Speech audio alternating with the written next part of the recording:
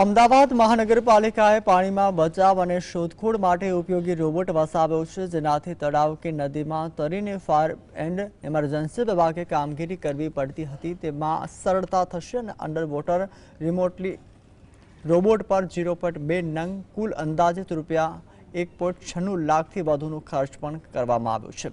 આ ટ્રક પાણીની અંદર વધુમાં વધુ 200 મીટર ઊંડાણમાં કામગીરી કરી શકે છે અને વધુમાં વધુ 100 કિલોગ્રામ વજન પર ઉંચકીને બહાર લાવી શકે તેમ છે।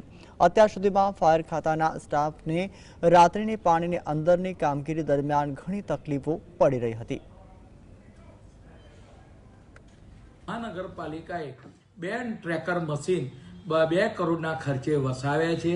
આ ટ્રેકર મશીનની વિશેષતા એ છે કે પાણીની અંદર કોઈ પણ વસ્તુ ખોવાઈ હોય અથવા તો આપણે વાત કરીએ કે આપણે બોડી હોય નીચે તો એ તરત જ એ ટ્રેકર કોમ્પ્યુટર પર તેને શોધી શકે છે અને એ જગ્યાએથી ખોવાયેલી વસ્તુને એ તરત જ 100 કિલોગ્રામ જેટલું વજન અને 200 મીટર જેટલી ઊંડાઈએ રહેલી વસ્તુને પોતે ટ્રેક કરી શકે છે।